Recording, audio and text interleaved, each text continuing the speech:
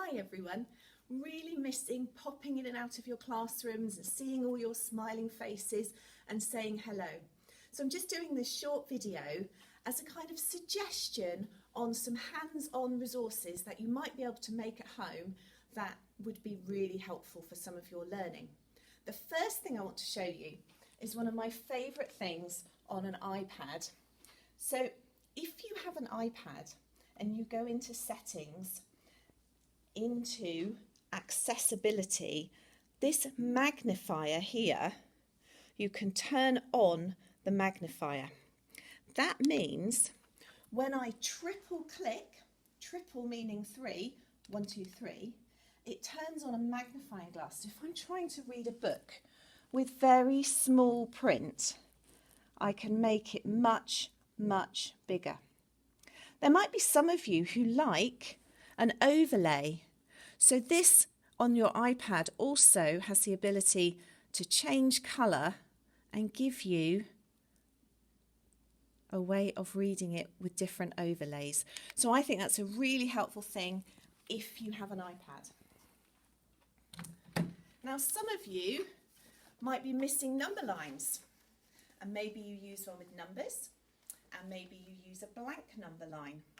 So I had a rummage around my house in my recycling, and this is deliberately just chopped with scissors and a Sharpie marker. You can make your own number line or your own blank number line from the back of a cereal box. Some of you might find place value grids really useful. This one, it's hundreds, tens and ones. This one also includes thousands and has a decimal point and tenths. So you make the one that is right for you. And again, rummage through the recycling. I've been doing a bit of baking. So the back of an icing sugar box, very scruffy. It doesn't have to be beautiful and laminated like our lovely ones in school, but it will help you with your learning. Some of you might value your counters that we have in school. And again, if you haven't got these at home, what I found in my house was milk bottle tops. And if you buy different types of milk, then you can end up with different colours. So that might be possible in your house, it might not. But you can put your numbers on there and you've got your place value counters. Dean's apparatus, so sticks of 10 and ones. And I thought, again, what have I got around my house? And this time I thought of cowpole, because when you use the inside of a cowpole plunger, I thought it looked just like a stick of 10.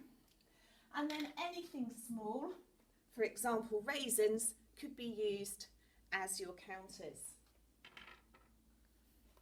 Finally, if you're missing Unifix bricks, have you thought about using Lego? Now I have heard there's somebody in year 2 using Lego to support with fractions work, which is brilliant. So Lego, if you've got Lego at home, is fantastic and it sticks together just like Unifix bricks. Don't forget that when you're at school, your teachers often print off word mats for you or give you whiteboards. So anything that you can have by you that maybe you've written out yourself or printed off of a website like Twinkle could be really beneficial.